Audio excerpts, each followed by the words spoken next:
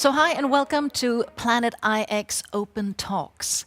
Now each week Planet IX is releasing episodes on the features of Planet IX, the platform and the beta version that we just released for early adopter players and networks who have been selected to take part of the beta phase. So once again, a warm welcome to all of our viewers and of course all of our players. I'm Sabina and I'm the host of these episodes, and in addition to that I also lead the sustainability and impact strategies for Planet IX.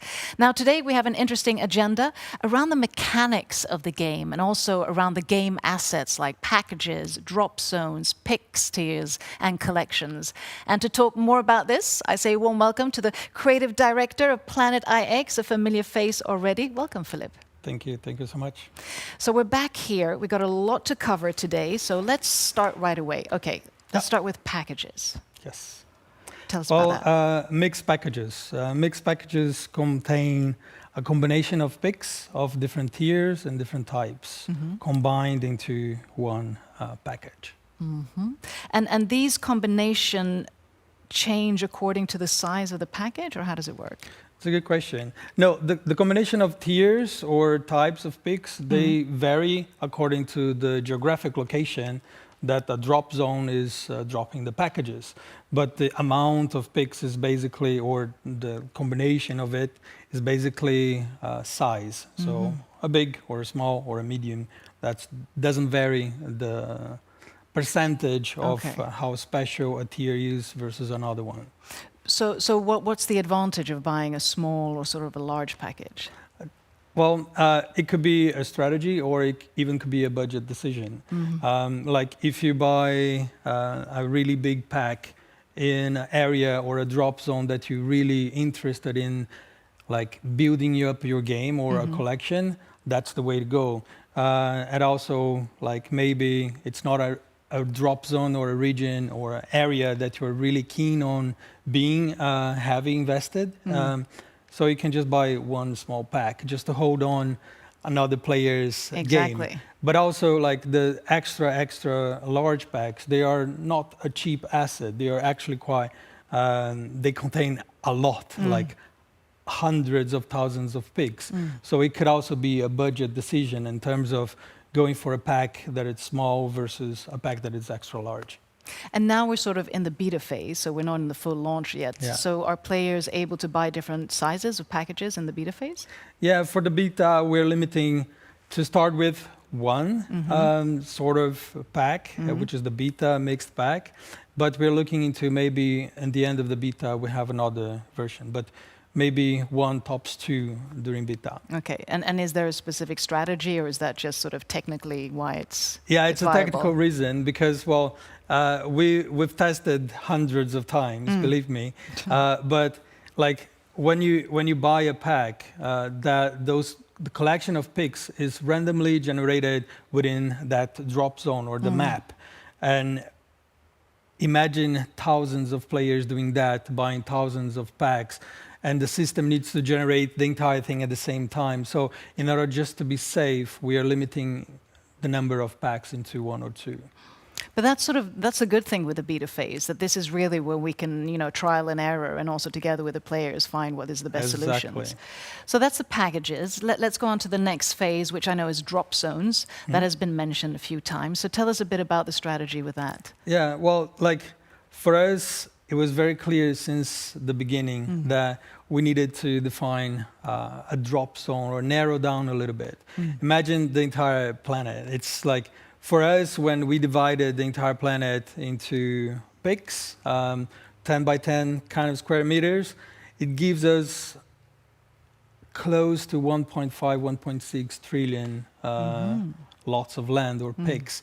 So if the entire planet was open to begin with, it would create, well, zero almost interactivity amongst players.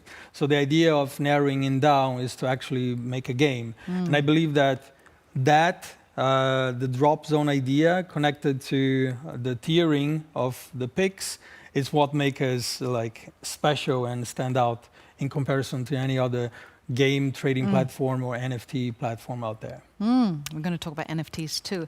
Okay, but then it's a clever design there. I mean, it can't be easy to put all these components together, but really a clever way. But tell us, just to sort of elaborate a bit more for the viewers, how the drop zones actually work, because there's going to be, of course, during the beta phase. Yes. So right now, every Monday, Yeah. there's a drop zone happening, and the packaging, the pack drops, as we call it. So for a week, we define one drop zone, which is a region or an area within the world, where it's big enough to have like a big collection of pics, but not too big that would be like, not really interactive. So every week there's a drop zone. If you miss a drop zone, or either you're going to have to go into the marketplace and try to negotiate your way through, like buy from other players, or you're going to have to wait until the game goes back into that drop zone later on. Okay, I get it. So is there anything more about the drop zones that you'd like to add? Well, like I would say, if you want to build a collection of pics, you should actually build a collection of pics. That's the entire purpose of the game. If you want to do that, you have, I would just say, not to miss any drop zone. Just be there every time. Yeah, so whether you think this drop zone is interesting or not, it's always good to sort of be Yes. there.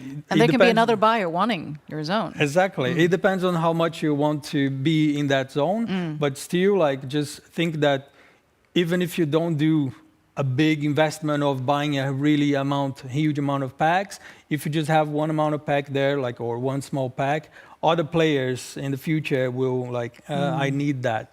And then it's your way to shine on marketplace. A lot of strategies.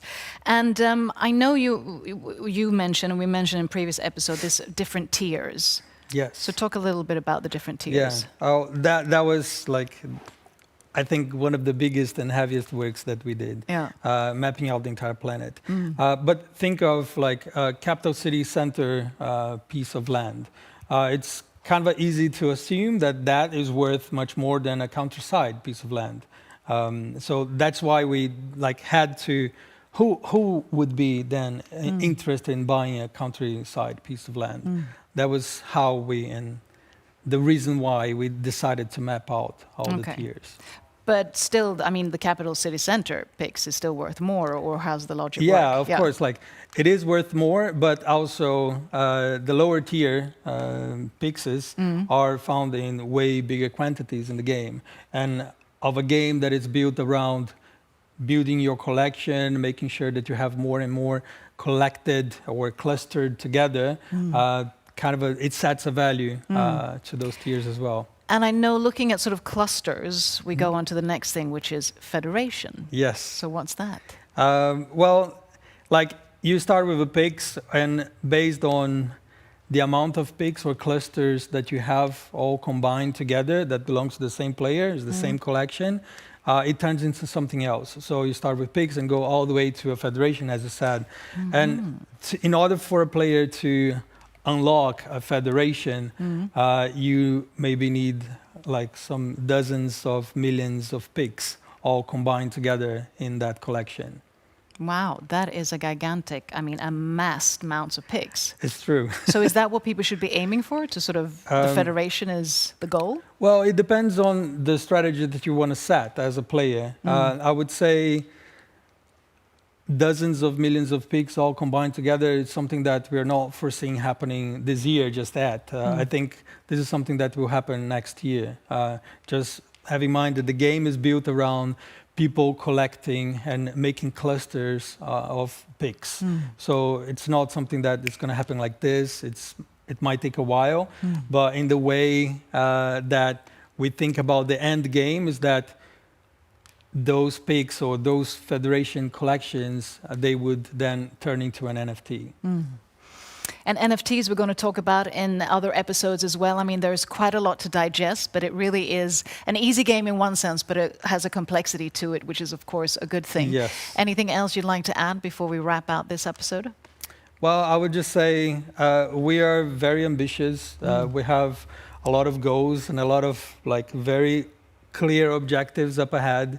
we're doing a lot of stuff, and I think the more the game grows, players will also grow together with the game, like in terms of their in-game currency, in terms of what we're actually contributing and bringing back to the planet with the sustainability. You know more than I do, actually, on that sense. So yeah, like stay tuned. Don't miss out. Definitely, and that's what's so cool about the game. It's not only playing a game, it's actually being able to contribute to the planet in the real world, which is amazing. Thank you for all the work that you are doing, Philippe, and the whole team with Planet IX. And do join us next week, because then we'll be talking more about Planet IX support and also Planet IX community. So thank you for watching this time. Stay tuned. See you next time.